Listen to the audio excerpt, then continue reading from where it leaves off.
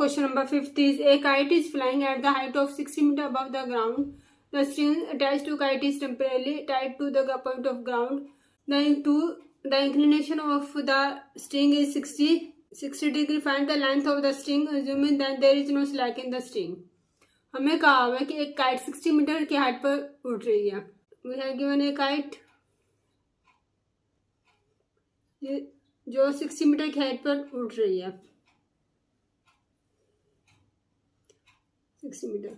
जो string kite के साथ अटैच है उसको ग्राउंड के एक पॉइंट के साथ टेम्परेली अटैच कर दिया गया. जो स्ट्रिंग को ग्राउंड लेवल के साथ कितना एंगल बना रहे 60 डिग्री का. हमें क्या निकालना है? Length of string means string कौन सी ये वाली, हमें इसको फाइंड आउट करना है. A B C इन हमारे पास एक राइट एंगल ट्रायंगल बन गई. इन राइट एंगल ट्रायंगल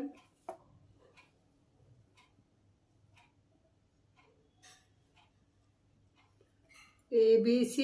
हमें गिवन क्या है? हाइट फाइंड आउट क्या करना है? AC स्ट्रिंग की लेंथ. तो ऊपर क्या लिखते हैं जो हमें फाइंड आउट करना है AC. नीचे क्या लिखते हैं जो हमें गिवन है? गिवन क्या? AB. AC हमारे पास क्या है? Hypotenuse. AB perpendicular.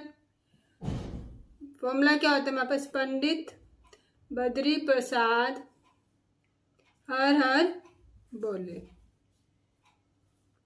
H/P means this one H/P.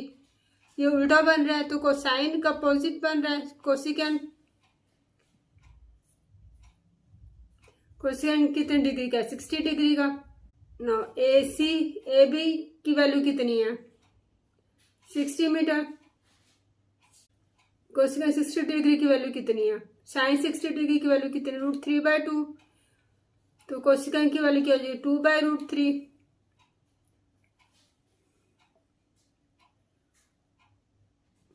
AC 60 divide में हो जाके क्या हो जाएगा? मल्टीप्लाई में. AC क्या आ गया? 120/√3. नीचे कभी भी रूट डिफाइन नहीं होता तो हम क्या करते हैं? बाय रेशनलाइजिंग √3 मल्टीप्लाई √3 ही डिवाइड. AC ये कितना बन गया? 120√3. √3 मल्टीप्लाई √3 कितना होगा? 3. अब इसको क्या 3 AC के वैल्यू क्या आ गई? 3 के साथ काटते 40 √3. AC क्या है हमारे पास? Length of the string.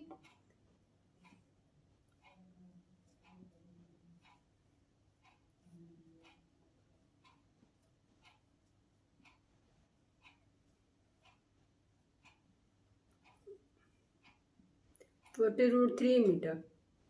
इसके साथ हमारा 5th सम पे होता है complete. Now question number 6 is a 1.5 meter tall boy is standing at some distance from 30 meter tall building. The angle of elevation from his eyes to the top of building increased from 30 degree to 60 degree as towards the building. Find the distance he walked towards the building. हमें ये कहा हुआ है कि एक boy 1.5 metre टाल boy, यहाँ पे एक 1.5 मीटर टाल बॉय खड़ा है और यहाँ पर एक 30 मीटर टाल बिल्डिंग है. यहाँ पे एक बिल्डिंग है जिसकी हाइट कितनी दे दी? 30 मीटर. The angle of elevation from his eyes. जो angle of elevation from his eyes to the top of building. Building का टॉप कौन सा? ये वाली. इसका angle of elevation from his eyes is 30 degree. ये हॉरिजॉन्टल लाइन होगी. जैसे जैसे जब जो लड़का है वो इधर चलता है टूवर्ड्स द बिल्डिंग की तरफ आता है, उसका एंगल बीच के किसी एक पॉइंट पर 60 डिग्री हो जाता है. क्या कहा हुआ है? जैसे from his eyes to the top of the building increase from 30 degree to 60 degree as he was toward the building. जैसे जैसे वो बिल्डिंग की तरफ आता है तो उसका एंगल 30 डिग्री से चेंज होकर 60 डिग्री हो जाता है। हमें ये बताना find the distance he walk toward the building. हमें ये वाली डिस्टेंस बतानी है कि ये कितना बिल्डिंग की तरफ आया। मिस ये वाली हमारे पास ए बी सी डी, ये 1.5 मीटर टाल बॉय खड़ा है। ये है हमारे पास हॉरिजॉन्टल लाइन। ये हो गया हमारे पास ground A B C D, इसको ई नेम दे देती हूँ। अब हमें क्या ऊपर वाली हमें ए बी फाइंड आउट करना है। ए बी इतनी लेंथ फाइंड आउट करनी है, हमें पूरी लेंथ दे दी A E minus A B.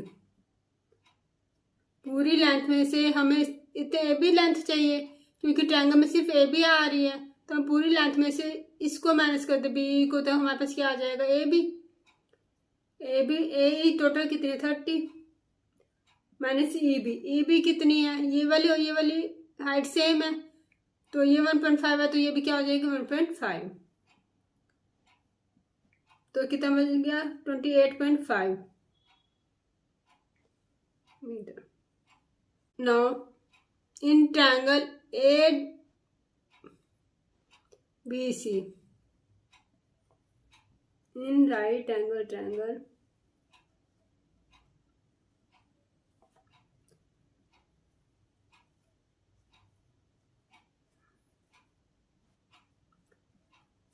Right angle triangle A B C में हमें ऊपर क्या लिखते हैं, जो फाइंड आउट करना, फाइंड आउट क्या करना बी सी डिवाइड में नीचे क्या लिखते हैं, जो गिवन है, गिवन क्या A B equal to B C क्या है हमारे पास बेस, ए बी क्या है परपेंडिकुलर, तो हमने वही फॉर्मूला लगाना, पंडित बद्री प्रसाद हर हर बोले। बी बाय पी चाहिए, पी बाय बी, अब तो ये बी बाय पी चाहिए तो ये अपोजिट हो जाएगा, साइन कोस टेन कोसिकन सिकन कोट, तो अपोजिट क्या बनता है कोट, कितने डिग्री का बन जाएगा कोट 30 डिग्री का। अब हम पूरी ट्रायंगल ले रहे हैं तो हम 60 डिग्री का एंगल नहीं लेंगे, 30 डिग्री का लेंगे। ए बी की वैल्यू कितनी है 28.5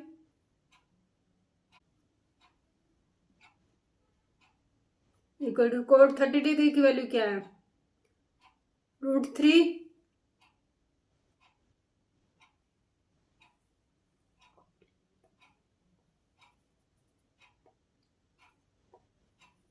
बी सी क्या आएगा 28.5 √3, बी सी की वैल्यू क्या आएगी 28.5 √3 मीटर। बी सी की वैल्यू आ गई, अब हमने किसकी वैल्यू निकालनी बी डी की। अब इन राइट एंगल ट्रायंगल ले लें ए बी डी,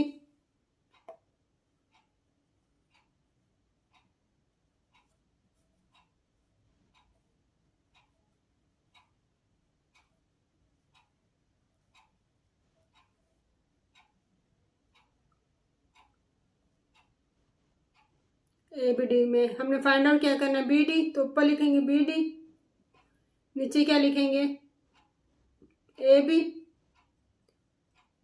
हमें गिवन है। नाउ बी डी और में बी डी क्या है हमारे पास परपेंडिकुलर, बी डी सॉरी है बेस, ए बी क्या है हमारे पास perpendicular, again coat.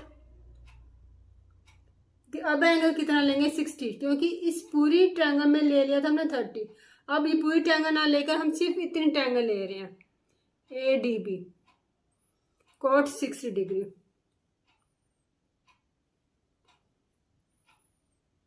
B D और ए बी की वैल्यू क्या है 28.5 इक्वल टू कोट 60 डिग्री की वैल्यू क्या 1/√3 बी डी 28.5 ऊपर चला जाएगा डिवाइड में, तो जाएगा मल्टीप्लाई में,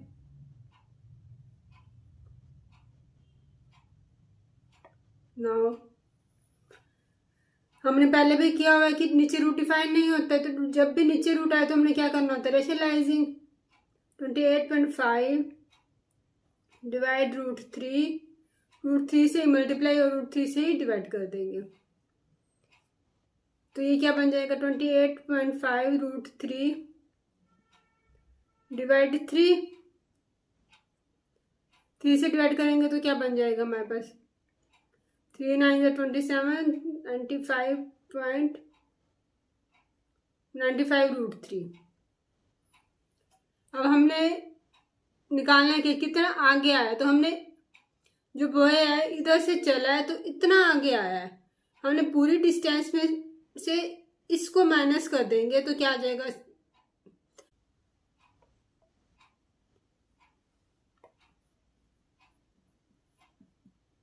28.5 √3 माइनस 99.5 √3, माइनस करने पर कितना आ जाएगा, 19 √3, इस दोनों को माइनस कर दिया मीटर। डिस्टेंस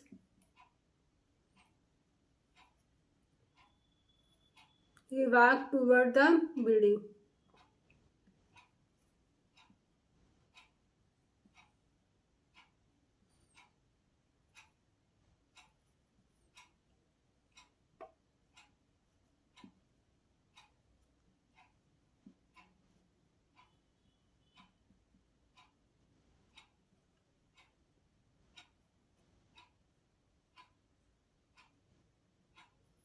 इसके साथ हमारा 6 सम भी होता है कंप्लीट।